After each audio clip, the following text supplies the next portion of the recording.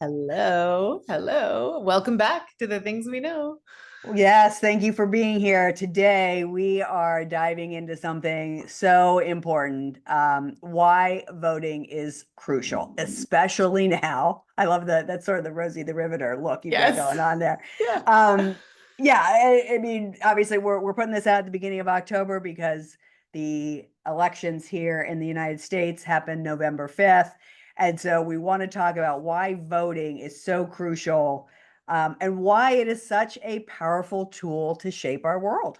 Yes, we really want to talk about why we vote and why anyone votes, but why we vote specifically and what makes this upcoming election monumental, as if you didn't already know that. And also why young voters need to step up. And we're going to talk about that because we have some young listeners and we have some young people we love very much. I forget, does Miles doesn't get to vote this He's time. 18. Oh, good. That's right. Yeah, Okay. he's Yes. So registered and ready to Charlotte go. and yes, Charlotte He and actually voted in the spring already. oh, Yeah. nice. Okay. Yeah. Yeah. Charlotte has not yet voted, but okay. Well, we'll get to young people in a little bit. Okay. So, why does voting matter? One of the articles we read from something called 80,000 Hours talks about how individual votes may seem insignificant, but often they have a compounding effect. Even if one vote doesn't swing an election, it contributes to the larger political landscape. I mean, I've been voting since I was 18. I mean, Mhm. I have never ever skipped an election. And yet in the thick of all of it, right, it always does feel like, especially if you live in a state that tends to vote the way you vote, right? Whether you're red living in a red state or blue living in a blue state, such as myself. And I have been since I moved to Illinois. So I've been living in a blue state. And even when I lived in Ohio, it was tended to go blue. So I've Mm. sort of always lived in a state that votes the way I vote. And um and so I can understand that idea of like, if I don't show up, it doesn't matter. But Mm. I tell me more about what you think around this idea that it impacts the larger political landscape. I agree 100%, but I'm curious what you think about that. Well, since this is the things we know, I'm not going to try and talk about electoral college with any Oh, like good Lord, no. impressive ability, but No. we do have some links to some really cool things that break it down. So we'll put them out this week. This is dropping, but because that's interesting and fascinating. And it's like a look at our country's history and it involves slavery, which is, anyway, Yep. like just why people wanted to be represented instead of counted. But, Mm. what I think, well, I mean, similar to you, like I grew up in California, I live in Oregon, but I did also live in Louisiana and Nashville and Tennessee, right? So I lived in Yep. New Orleans and I remember feeling like, shoot, my vote really counts here.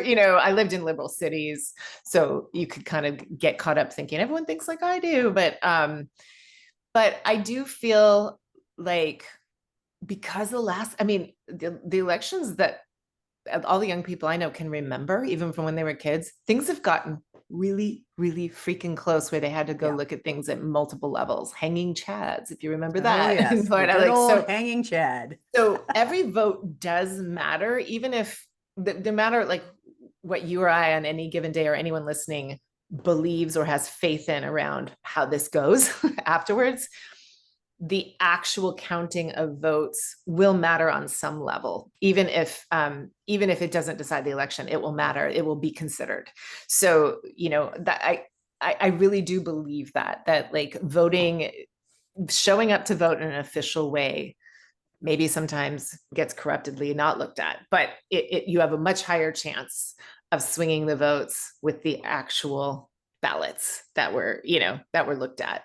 I don't want to get Right. into where that gets fucked up, but yeah, that's my feeling is if we all feel that way, and we've seen this happen in California so much. I can't remember the exact election, but you might, where people just didn't go because the news was predicting things a certain way, so they just didn't go. They didn't get in traffic, and then it screwed the outcome, right? So we've seen this happen with the West Coast before. People in California, like, it doesn't matter. It does. It absolutely does matter in the end, even just to look at history and like looking at like Hillary's actual vote count was really important, Yeah. even though Well, she and didn't win. right, right.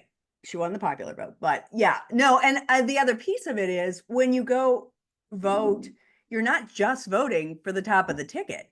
You're voting for things that are closer to local, maybe all the way down to school board. And then that stuff really counts because yeah, of course, you want your candidate to win the White House. You want your candidates to win the Senate and the House. But the things that are going to affect you on a day-to-day basis are the Mhm. school board, the different actions that might be happening in your neighborhoods or in your cities. And I don't know. I mean, I guess I'm sure there are people that just maybe go in and vote for the president and walk out. But like for me, I mean, I've gotten to the point now where I try to figure out the judges to vote for, which is really hard to do, I might add. But you know, it's all everything down the ballot it's going to affect you on a daily basis. And so whether you believe your vote counts in the big picture, it's going to count on in the down ballot, no question. Well, and I think we live in a time. I'm not saying this based on any research, and we did look at a lot. I am like this is a feeling I have, and I'm going to see if you agree with it. But I do feel like, it's kind of like after DNA evidence was discovered, we could solve more crimes. I do feel like we live in a time where there's so many different ways to look at and count what people are showing up to care about and vote on, and the process of voting starts to inform people and gets them more involved, or makes Yeah.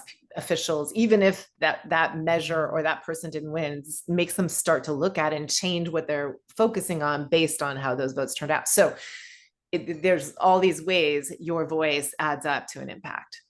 Yeah. And because we live at a time where we can track it more, it's interesting.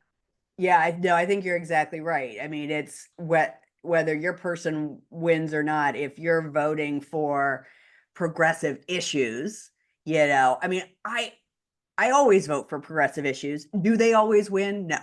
Mhm. But I keep doing that because the more, to your point, the more they dissect how people vote, what they're voting for, the more likely those issues are going to be brought to the forefront of any agenda, whether you're talking city, state, all the way up to Senate and so forth Right. and presidency for sure. Yes. And campaigns look at like the demographics of how they voted Mm, in the last election. And it's why Trump and JD Vance are going on podcasts that are aimed at young males who don't normally vote. And mm-hmm. they saw where they didn't show up in high numbers, so they're going after them. Another campaign might look at like the majority of this demographic voted this way. We need to spend more time and more money with them. Yeah. So again, it's fascinating how much money and time goes into figuring out who votes, who doesn't vote, and how. Yeah. No, Fascinating. I So how agree. much power is there in that? That's amazing. Yeah. I mean, it's funny. There's um, I've always thought that Abraham Lincoln said this. I recently saw somebody say they weren't sure who saw, but I think it's pretty much attributed to Abraham Lincoln for saying the best way to predict the future is to create it. To me, that is voting in a nutshell. Mm. I I just think, and we're going to talk about why people don't vote, and some of it is absolute obstacle after obstacle after obstacle. But if Mhm. you're just not voting because nah, I don't like anybody that's running, or nah, my vote doesn't count, then when things go the way you don't want them to go, shut the fuck up. Like I just Yeah. you have no that, and I'm not talking about obstacles. There are a million obstacles that we're going to talk about here in a second that keep people from voting, that disenfranchise people. But if you're just choosing to stay home because you just don't want to go, I've never voted, I'm not voting. Mm. Then when the world doesn't turn out the way you want, then you have no rights to say anything. In my mind, that's my opinion. This is the Yeah. thing I know. Yes. I agree. I think that there's a lot of privilege in that too, that people Yes. don't want to look at because they want to steer clear and say, oh, I'm just not into politics. Yes. It doesn't govern me and all this stuff. And I want to say like that's what you don't understand. And I have many times and gotten into Yeah. some really uncomfortable discussions with dear friends where they didn't say they didn't vote, they'll vote, but they're like, I just don't like getting involved in politics. I don't like talking about it. I don't like thinking about it. And I was like, that's because it doesn't affect you. Yep. And can you see the privilege in that? Yep. And if you really can not vote because it doesn't affect you, then you are you're experiencing a privilege that other people aren't. And, that's why when people on both sides of this campaign talk about freedom, sometimes they're talking about privilege. Yes. Yeah, no question. Yeah, I mean, you and I being women, we have never had the luxury of voting not mattering, right? I mean, meaning that like so much of what we believe in and what we want to see for our daughters and nieces and just young women in the world, we don't we there's no I don't understand why you wouldn't vote. Um, so I that whole piece about, yeah, if you've never had something on the ballot have the ability to change your life, that is privilege. Yeah. No, God, this is like really kind of making me shake almost. Let's talk. Okay, let's we could go in a million directions here and get really angry. Yeah. Okay.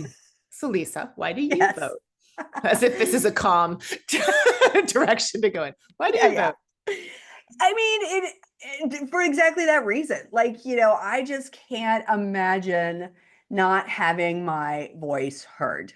Um, the things that are so important to me, health, the ability for a woman to make her own choices about her health care, the ability for every human to be seen as a human and not and have rights, um, voting, the right to, again, to make their own healthcare choices. Like, if I don't vote, I mean, I don't even know how to answer the question. It's just always been. And the interesting thing, and I may have said this to you in the past, I don't remember my parents voting ever. Mm. I really don't. I know my mom did vote and I know my dad did vote, but I remember actually at least my dad saying to me, that he started voting because I started voting. So I don't think he voted truly. I mean, he Wow. might have when I don't remember, or maybe even pre having children. But I do remember him saying that he started voting when I started voting. Wow. And Darren and I'm trying to think. I think our first vote, when you would probably be the same, would have been for Dukakis against Bush, I'm thinking. Um, or would have been Clinton. I don't know. I know all Gosh. of a sudden our menopause brain. No, I definitely voted before Clinton for Okay, sure. then it Because, would have, right? yeah, I think so. Huh. I Well, know I yeah, voted for for sure, Clinton. for sure, Yeah. for sure, for sure, for sure.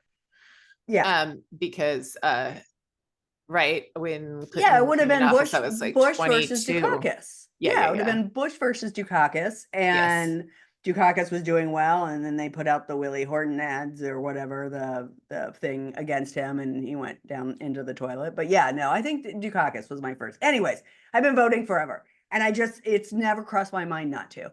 And my kids have gone with me to every vote, this will be the first time that Liam will not be with me, but Charlotte has already announced that she wants us to come pick her up and go with us on election day. So yeah, it is a responsibility. It's one of the beautiful things that as Americans we get to do. There are so many countries that do not have this luxury, this privilege, and I can't imagine not. Mm. I wish I could be more eloquent, but it's just straight up like, why wouldn't you? So what Yeah, about for you? it's like in that Observer article, the Case Observer, and we're gonna give links to some of these articles because some of them are pretty interesting, but some of them are just really obvious. That voting's not just a right; it's a responsibility. It's not just a Mm-hmm. privilege; it's a responsibility. But yeah, so I mean, God, I grew up, with very, very active parents politically. And, I think I told you before, they started off really liberal. They voted for Kennedy. My dad was military, and over time they became, much more conservative. Orange County, even though California is a blue state, Orange County is pretty red. Yeah. And um, but they were always really, and my dad's best friend from like, from college and military life, my godfather was super liberal. And so they'd have these like really lively discussions. So it was just always really safe to, Yeah. have these discussions, and people would get really heated, but it was like kind of fun for my dad, just to talk about these things and chew on them and learn more. So for me, he was always like, if you don't vote, you don't get to complain, you don't have a say, like, Yep. all that, like My point. you don't vote, like I have no use for you, basically. Just I think I would have loved your dad. yeah.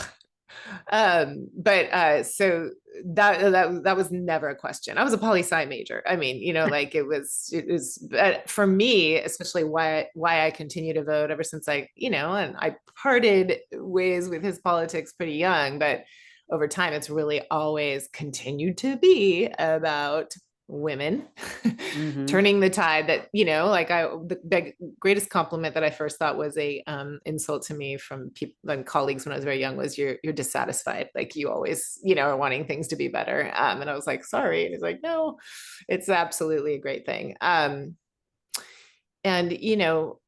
obviously the planet has continued to be a big thing, and gun violence, and Mm. just the disproportionate spending on military and things like that has always been something that I feel like, why do teachers make so much less than other professions? And I think I naturally, have always been a little bit more mindful of like the disparity there. Mm-hmm. I've always wondered about that, especially going into nonprofit. And, I had a lot of people doing Teach for America, and like, why does there need to be so much loan forgiveness? Why is education so expensive and all that? But honestly, like for me, this election is about, obviously the planet, women. I am so done with the misogyny that's like it baked into our laws and into our government in this country. And I really want to see people wake up and just like wake the fuck up and be like, this doesn't make any sense to take Yep. away bodily autonomy from anybody. Yep. And I really am sick of this whole pro-life thing being like making it sound like they're pro-life when they don't do anything about guns or mental health or food in kids' bellies or educate, like nothing. So I really Pro-birth. want to, yes, I want to see that. And then personally, as a mom of, a kid with a disability, I mean, and the work I do with moms who have kids with medical needs and disabilities, it's just super important. I think there's one of the things that I was aware of is, like a lot of people in that world of, disability advocacy are saying like the future of neurodiverse inclusion could be reshaped by the policies that come out of this election. That's Yep. huge for me. It should be huge for everybody. That's Yeah. huge. So I think the candidates we choose decide how inclusive our society becomes, not just for people with disabilities, but for people who do anything differently.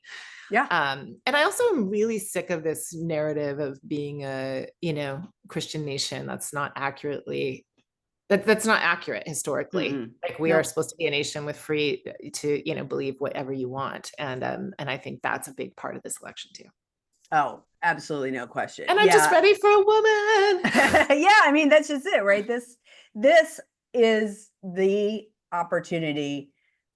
I want to say again, and it is again, because obviously Hillary Clinton ran in 2016. This feels even more definitive for me personally. Like this is our opportunity to vote for the very first woman president. I feel very good about that. But yeah, I mean, that's just really it. It's when I look at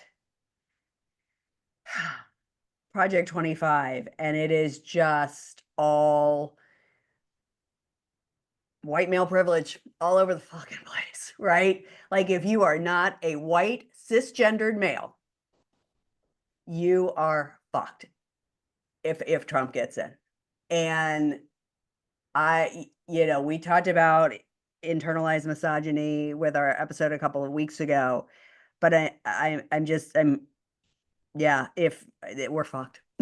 We just are. And so it's just more important than ever that you figure out a way to vote. No one has to know your vote.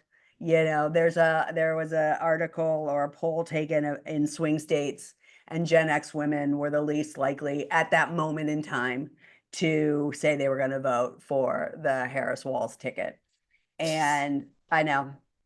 And and again, that's when I realize I'm in a bubble, because I'm like, God, I don't know anybody that's not doing that, you know? But I think there is still a fair amount of women that tend to vote the way their husbands vote. You know, my mom did for a long time when she was married to my stepdad, who was a Republican, more in the vein of your father, I'm sure. And then he passed and she started voting Democrat. That's not And happening with my mom. I mean, if anything, yeah, I don't know. Yeah, I'm not going to finish that sentence, but like, I don't know. That's not going to happen. No, but I do know women my age, like some I'm related to, that vote really conservatively like that. And that always blows my mind. And I just think about that internalized misogyny. And I've had some heated discussions online with some of those people, and respectfully, but heated. And it's really clear they're like holding on to something they think is really important. It's usually religious. yeah, Yeah. and I guess I just want to posit that no one knows how you vote once you go into that Mhm. voting booth. If you are in a group or a community that tends to vote that way, but you know in your body that that is not really how you feel, no one has to know. No Mhm. one has to know how you vote. And so just think about that. Your vote is private, and you can white lie around your friends if you need to. That's all I want to And say about that. if you vote by mail, same is true. Um, Indeed. yeah. So let's talk about why some people Yeah. barrier wise, right? Like we understand there are people that are just not gonna, whatever. Mhm. But there are actually a lot of people who don't vote because it's really hard for them to vote. Um, it's not just about not feeling like their vote matters or feeling disconnected from politics. There are practical barriers. So what are some of those? You know, I mean, I was just thinking about when I was living and working in Washington, D.C. before the 1992 election. I worked for, it wasn't AmeriCorps yet, but we were, kind of already in the throes of like doing pre-work for that. And we were trying to register people to vote. And the metro, the rail system, the light rail Mm-hmm. system, which is called the metro there, was really like, I learned a lot about that. Like that's when you learn about like the internalized racism baked into urban planning, right? Like that was Yeah. built to bring people from the suburbs into work and back out safely. And it didn't go to Southeast DC at all. It didn't go to Anacostia, like any of the places where there was quite a few of what was referred to back then as, housing projects. And um, it didn't go there. Mm. So we were like taking bus after bus out there to like, community centers to get people registered to vote. And there was a lot of suppression from even city council members around that, around, like just making it really hard. So that was eye-opening for me for, I mean, it shouldn't have been, but that was my first look at it in my early 20s about how like, Mm-hmm. wow, people are really trying to prevent people with less means and less representation from voting and getting more representation. They have since, like long since, the train goes out there, but it's also really gentrified now. Like Mm. we when we went back for Miles's 10th birthday, my kids all get to choose a place they go alone with mom and dad, and he chose DC, which was so fun for us because we got to go back and visit. And he wanted to go to a baseball game. We got out at that train stop, which I think may have been there by the time I left town because it felt familiar, but nothing when I came up above ground looked familiar at all. It was Mm. bizarre. I couldn't believe it. It was like condos and restaurants and a baseball diamond. And I was like, where are all these people? And they just got moved kind of further out into Mm. like farther reaches and into Maryland and stuff. But anyway, the suppression that happens for people is real. It's not fake. And I learned a lot about that in New Orleans and Nashville too. So Yeah. there's just a lot of active suppression that still goes on. And we learned a lot about it in the last election. So it's another reason to pay attention and make sure, that all people who are able to vote, they get the opportunity. And there's just sometimes not enough organization in certain cities and communities, especially rural areas, that make sure that's happening. Yeah. Yeah. And it's we've heard stories of in different areas, often in African American areas, there are just a few polls, and they're waiting in line for hours and hours on end. Last year, or the last election, there was some brouhaha around not even being able to give them water. I mean, it's like literally, it's so antiquated and scary how they have disenfranchised. I mean, African American voters, minority voters, and it's typically, they're not a monolith. We know this. African American voters are all are different, just like Caucasian voters. If you turn on any sort of news that's covering MAGA voters, they often have people of color speaking. So yeah. But they, the reality of it is they often vote in blue and or Democrat, and there's just a lot there that keeps people from voting. You might not know where to vote. You might not, voting hours or work hours.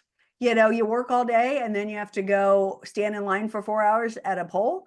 Like all those things that, I mean, the idea of making election day a holiday so that everybody gets off work and is able, there's just a million things that they do that keep people who want to vote also from voting. That's why vote by mail is so lovely. Again, I love to go in person, especially for the presidential, but it's so nice to have the ability to vote by mail if I want to. it is. You're right. I think that's the best of both worlds. People should all have that option. Took them for a long time to make it be like stamp free. That was smart. Oh, that's interesting. That was another barrier, right? Yeah. People don't have a stamp. I mean, there's a lot of cases where elderly don't have rides, Right. where rural people in rural areas don't have driver's licenses and a way to get there. So just the more that's happening to make sure everybody has access, and that there's hours that accommodate people, and that there aren't these really restrictive things like they can't have water or they have to stand, or it's just ridiculous. So there's a lot like that. Well, and one thing I want to just sort of throw out right here is, no matter where you're listening, make sure you are registered to vote. You may think you are, but again, there's lots of stories around people being taken off voting rolls because maybe they haven't voted in years. And so voting rolls have been purged. I know that's happened in Ohio. Some correct shit right there. It sure as hell is. But it's happened in Ohio, I believe Texas. I don't quote me on that one, but so it's October. You probably are in an area where early voting has started. Make sure that you are registered. Again, I love the places where you can register the same day. I mean, you can do that here in California. I think you can do it in Illinois. I'm not 100% on that, but just make sure that you are in fact registered to vote and that everybody that you know is registered to vote. Don't take it for granted because some shady shit has happened. Let's just put it that way, let alone all the gerrymandering. I mean, I will speak to Ohio because, we look at Ohio. Ohio was, like most states, had blue sections that happened to be the cities. And Ohio has a lot of big cities. And so growing up, Ohio always went blue. And now it has been, I always say this, it's been gerrymandered to within an inch of its life. And the reason I know that to be true, other than it factually is that when you look at getting Roe codified in the state constitution of Ohio, getting it on the ballot went overwhelmingly to pro-choice.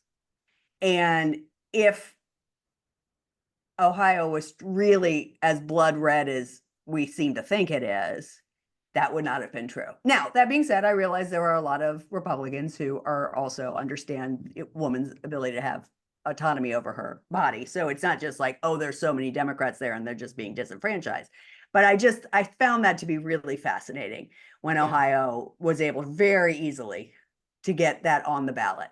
And they're blood red when it comes to presidential elections. So it's there. I guess my point is, and this gets to the part about young people. When a young person feels, or any human feels like, ah, but all of this stuff is working against me, you're not wrong. And you still have the ability, the privilege, the right to vote. So don't let that noise keep you from that. Right. Yeah, such a good point. I have had this conversation, as you know, so many times with my son, and he is voting. He just likes to remind me that, we've, he speaks for, I think he speaks for him and some of his peers. Now, compared to everyone in his, like in his apartment, for instance, there's 5 of them. He's the most liberal. Interesting. But that's an interesting place in the South. It brings people in from all over. Yeah. And he will say, even my more liberal friends and I, we kind of are so sick of the Democrats promising things that they just don't deliver on. And he's not totally wrong on certain things, especially that young people care about. He's not totally wrong. I can see that from his point of view. However, I do feel like, the response to that always is you have to start voting as a body to get your voice heard. They need to, because you are the future and it does matter and they do care. And if you just kind of throw your hands up, and he was like, I was never not going to vote. But it's just a frustrating thing for them to feel like this 2-party system leaves them out sometimes. I feel like it leaves. I mean, for me, I feel like I'm a pragmatist, right? Like, as I said, when I vote in LA, I have the progressive voter guide next to me, and that is how I vote. Do we have a progressive presidential nominee? More so than in the past, but they're not Bernie Sanders. And as much as I loved Bernie and I loved what Elizabeth Warren wanted, I love AOC. I hope to vote for her someday. I understand that there's still the machinations of government. And without a president, Senate, and House, we're still going to be in a quagmire, and Joe Biden actually got a lot more through than most people ever thought that he could. And Democrats, in my opinion, are notoriously bad at showing everybody what we've accomplished.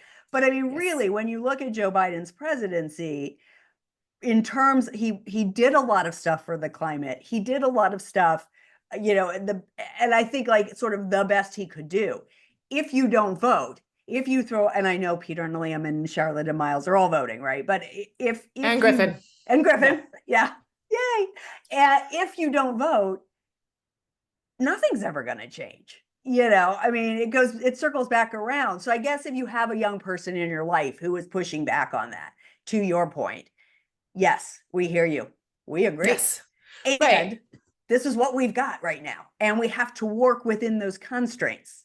Right. And I was saying this to Miles, you're always going to be able to choose to plug into apathy and this is like a tired thing that we've all done in those years of our teen and 20s. Like, these issues don't speak to me. They don't, and ironically, the more young people vote, the more politicians absolutely have to listen to them. So going way back to our original point of even if it doesn't win the first time, the voice will get heard. It will start to be a growing body that directs where marketing and research happen for those issues. So the more of you that vote, the more people can't ignore you.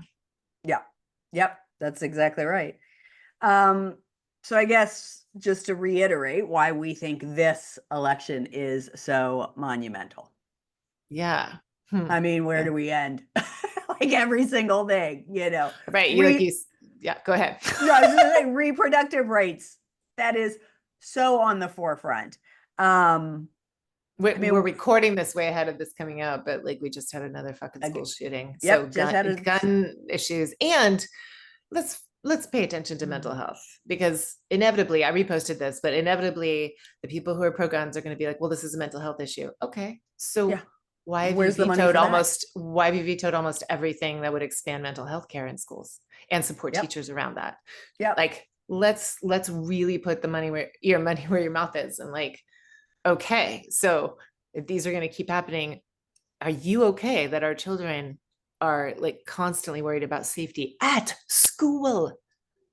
And I like we're mean, underpaying these teachers who have to like be worried about losing their lives. yeah, and protecting the children they love. Yeah, you're not putting money towards mental health, and yet you're blaming mental health. But you are not. I mean, Georgia has one of the most lax gun safety policies in the country. I learned that yesterday. I didn't realize that until like, oh, this shooter who also should have been protected from himself and checked out and supported. No matter 14-year-old like needed to be not just, like isolated and supported to, be to prevent bringing harm to others, like clearly was in trouble if they were making a threat a year ago. Yep. And the laws in Georgia don't instigate any investigation or any arrest or removing the guns from the home, which in some states that would happen in that case. Anyway, yeah. That's what I think I learned yesterday. I didn't verify that, but that's what I think I learned. And then you go, there's the whole trope of the big cities are so dangerous because of guns. Well, Chicago has some of the strongest gun laws in the country. Those guns don't come from Chicago, they come from Indiana. Mm-hmm. Then I know that for a fact. So it's so incredibly important. I think about my friends and family that are transgender. I mean, their life is on the line with this election. I mean, literally, depending on this election, we could go back decades, decades, and lose everything that is important to us. It's just, yeah, climate change. I mean, we are on the cusp of that being a lost cause to begin with. If this election, if you don't vote, you have no say. Yeah. And I mean, it's interesting. I remember expressing something like that to Peter about how vital, and he was like, playing devil's advocate. He's like, I know it feels that way, but every election they've said that, and we make it through, and there's some checks and balances. And I was like, no, not this time. because you, as an abled, like a fully mentally capable white male, will not be affected. You're right. I know it'll affect you because you care, but I'm a woman and your brother is disabled. It will affect us. Make no mistake. And he said, oh, you're right. You're right. Well, and even cisgendered white males are going to have trouble if climate change doesn't get attention. No, it won't matter what color, what gender you are. Well, it's true. And the women they care about if they have an unwanted pregnancy, or, like it'll affect them on so many levels. Absolutely. Yeah. Whew. I mean, I feel like on one hand we're repeating ourselves, but repetition in this case cannot be understated. I don't think it's any secret, clearly not after today, that I am dyed in the wool blue, always have been.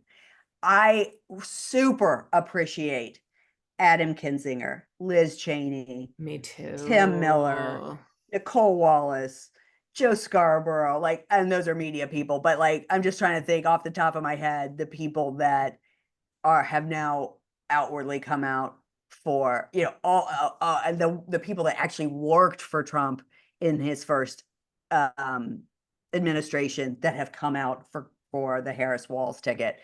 I'm also really noticing loudly the ones who haven't come out for Harris Walz, but they haven't come out for him. And I think that's really interesting. And I think Mike Pence just officially said he would not vote for Trump.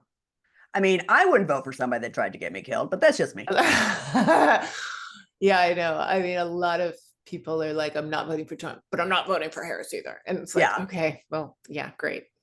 I mean, see, and the thing that's weird to me about that is then you are actively choosing to just roll the dice.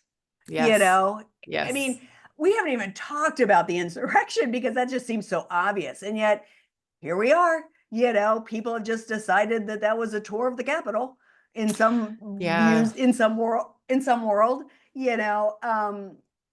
I know. that seems so disqualifying to begin with, but there's so many things that are disqualifying. And I do want to get back on track here in a second, because even though we were about to be more redundant, I want to get back to one point about young people too, because we've touched on all those things, and we are, serious about that. But like, one thing that's so sad to me, and it's been this way for a while, but it just really gets profoundly louder for me during these election moments, like these countdowns to the big elections, is nobody is open to changing their mind or learning something new if they are constantly certain that their source is like fact. And so nobody trusts anyone's source, and people love to throw around, like, I just got into an argument with my aunt's friend over freaking Messenger, and getting into these stupid like misogynistic rumors about Kamala's sexual past, which I don't freaking care, even if it was true. Secondly, she couldn't sleep with all the voters who elected her multiple times on her way on the experience she got. And she just kept saying, these aren't rumors. I don't spread rumors. These are facts. And she goes, I'm not campaigning for anyone either. And I was like, okay, first of all, what are your facts? Yeah. I'm all ears. Yeah. Like, let me share some facts. Like, we have him on video talking about grabbing women's pussies. Is that like, and I just said, I'm so sick of how our culture hates women, especially in these spaces. Like, if you're going to go after character, good luck on that one. If you're going to go after policies, tell me what policies you're behind, and which one, what I mean? Like, I don't understand that. Nobody, and when they say, where do you get your information? I'm like, well, I'm not getting it from one news source.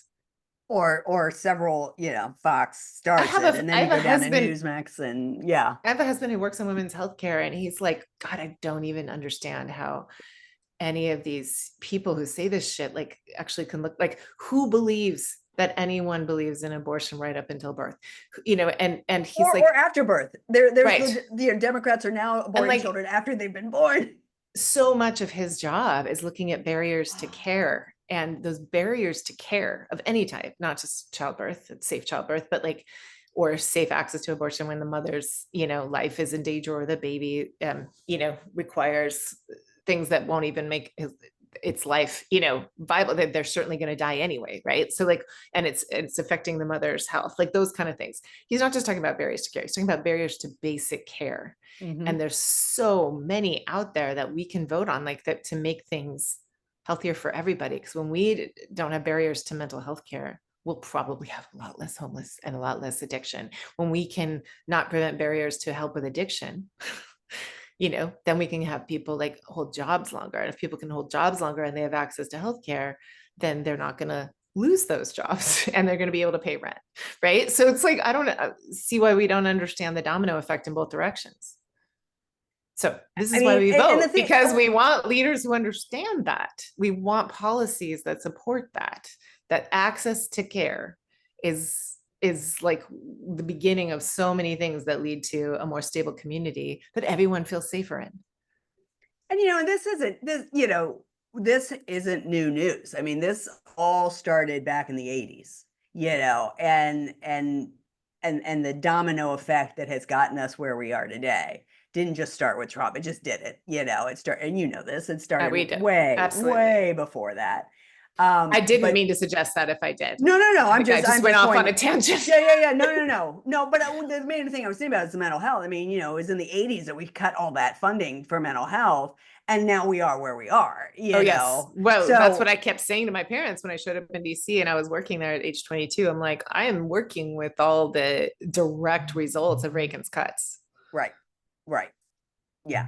And then when you think about the economy, I mean, Darren is always talking about, if you look at every time that our economy's gone in the toilet, it has been under a Republican rule. All the crises we've had. When you think of I saw somebody the other day have some stupid meme about Social Security, and I'm like, what president was it that created Social Security? Oh, that's right, a Democrat. So I mean, here's the thing: we're clearly Democrats. I was just thinking, like, my mom, who loves our podcast, is probably listening to this going, I disagree, but that's okay. And God is blessed. But I as I started to say before we got off on a tangent, what was that, yes, I am dyed in the wool. I will always, but I appreciate the people that, and that's where I was going with Kinzinger and Cheney and blah, blah, blah. Would I ever agree with them policy wise? Probably not. But I miss those days, as I'm sure you do, where I could have actual conversation with people that had a different policy belief. I learned things, and I hope they did as well. Unfortunately, those days seem to be few and far between, and perhaps gone. But it doesn't matter. I work with, or volunteer with, a group called Vote Forward, and it is simply about making sure people vote. It is never tied to a political party. And I love that, because ultimately that's the thing that I care about, is that everybody does vote. And that is, even though we've shown our blue hearts in this pod, no question. Ultimately it comes back to just vote. Yeah. I mean, I was just thinking that I was surprised to hear Oprah say she's a registered independent. I didn't happen to know that. Maybe everybody knew that. I didn't know that. And I see that as a really good role modeling for young people who are just feeling like they don't feel that yet. They don't feel their home yet. That's okay. Like, we are actually here to say vote. And if the majority of people voted a way that's different than me, then I would have to like figure out how to get more involved. Right. But like voting just, and also, like I want to encourage people to want to learn more. And I can see why they're afraid of getting into these conversations or going to sources, because we're so aware of all the bias. Brendan just told me about an app called Ground News. It's fascinating. Do you know about it? Mm-mm. It says daily news for free thinkers. And what it does is it takes the same story and it shows you a breakdown of how the story is being portrayed in conservative news sources and in liberal news sources. Interesting. And like, it shows you the percentage. And then when you check it, it's like, how factual is this? So just for example, for fun, I asked him, look up how factual this idea that there's a planned breakup for Travis and Taylor actually scheduled. And it was like, wholly false, like, and it showed where this was coming from. It was so interesting. It's fascinating. Who knows like what's behind it, but it's feeling so far, the more he's checking it and looking at different things, the more it's really fun to look at, like, how do you get the real story? So if you are somebody who's independent and doesn't know, but like, who you want to vote for, but you don't know about issues, like, this is a really fun thing to do. Look at the big stories of the day and like where the biases are. It's interesting. And it's called Ground News. Ground News. Okay. Yeah. I'm gonna have to go check that out. Darren does that often, where he'll go look at like NBC or in Fox and see how they're covering different things. Oh, it's like even the photos, right? Yeah. Like, oh my God. Liberal media always makes him look bad. Conservative media always makes her look horrible. Yep. Yes. Yep. No. And I'll say for myself, the funny thing about that is I realize that. I look at the pictures that MSNBC puts up or Seth Meyers puts up, and I'm like, oh my God, they like really made him look bad in those pictures. I know that. I understand the bias. That's the thing that kills me, is then that it seems that there are people that don't understand the bias. And that's what's confusing. Directions, it's ridiculous. And then I get those dumb arguments online. Yeah. I do want to come back to this one thing. Like I had a colleague, he's younger than me. He definitely is like tail end of Gen X, but more, what's the next one? Z? Millennial. No, millennial. Sorry. He's a millennial. He's a solid millennial. Okay. I forgot that. Yeah. When I think of that, I mean, he seems like an old soul. So sometimes I think he's a little Gen X and he relates to it. But anyway, he has a huge following of young people, and he's like the festival guy, the DJ guy, and like, entrepreneurial, and he's got a huge following of people. And he's like, his reminder was, if you hate them both, which is the one you think you can work with? Which is the one who seems like they have a team or a policy of inclusion that will start to listen to you? So in particular, he was talking to all the people who are very, pro-Palestine and or at least feeling like they're defending what's happening there and they don't want it to be skewed. Which one, like, really look at their policies, and which one, like, you think is going to be more in bed with Netanyahu and things like that. And he really was trying to come at it from an unbiased, like he said, choose the enemy you want to talk to. You'll want to have a conversation with. And I thought that was interesting, and that's a really good invitation, like you may not like them, you may not trust them, but like, who do you think is going to have a system in place or a team in place that's going to work with you And be inclusive. and listen? I think it's pretty clear. Just saying. All right. You had a good analogy way back around, like when everyone was not super psyched about Biden, even in the last, you're like, hey, this gets you closer to your destination. It was like a bus or a car or a ride analogy. I think you're giving me credit for something that wasn't mine. I saw that in the notes. I'm like, I'm going to ignore that because I don't know what she's talking about, but that's true. I mean, that's just it. It's like, you may have repeated it to me, but it definitely came from you. Yeah. And this really was more when Biden was still running. It was like, okay, yes, there's a lot going on there. And he is only one person in his administration, right? So I look at, to your point, the full picture. Now I am very excited about Kamala Harris and Tim Walz. Like, I'm psyched about the top of the ticket. But Right. even before that, I was looking at, okay, he has the most diversity in his cabinet. He has the most diversity in the people that he speaks to or works with. I'm not going to lie. I hope that Kamala and finds a place for oh my God, Kensinger. Mm-hmm. I think that would be amazing to have him somewhere in the cabinet.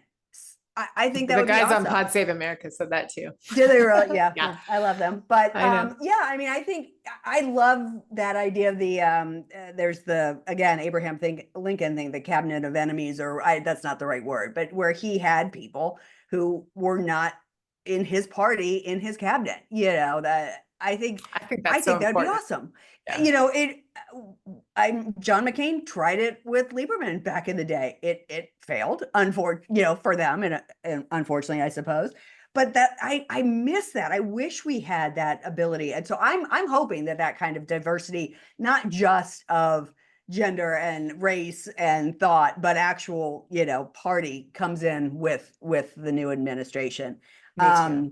Me too. But yeah, that's the way I was having a conversation with a friend who is very political. And he said it too. And I would have thought he'd be totally against, and this was still when Biden was running, that he'd be kind of like, but he was like, look, this is what we need right now. This is all we need. And then next time we'll vote for AOC or whoever. Now I hope it'll be 8 years of Kamala and Tim Walz, and then maybe AOC. But yeah, I think that's exactly right. Who is going to listen and who is in this for themselves? I think the choice is clear, but all I want is for you to vote. And that takes us to our song, which is admittedly the song from the Harris Walz campaign. It's Beyonce and Kendrick Lamar, Freedom. But these words are just, first of all, I love this song so much because it does sound, it's like, it's very, I want to say gospel, like it's so emotional, like from her country album, yeah. No, this is, I think it's just written for this. I mean, I don't know if it was written for her, but it's very specifically. And of course, I love Kendrick Lamar. But so the words, just a few of them.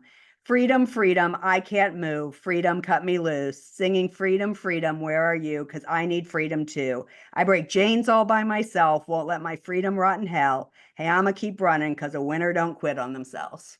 Oh, I know. chills. I do love it. Oh, it's so fucking good. So good. All right. So yeah, vote.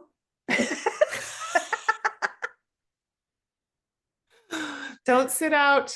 Don't sit out. Please vote. Your vote matters. It's your chance to make your voice heard on the issues, and it's going to define your future. And, pick one issue you want to start paying attention to and watch how it unfolds after you vote. I think it'll be, like a beautiful form of its own inclusion. Love it. All right.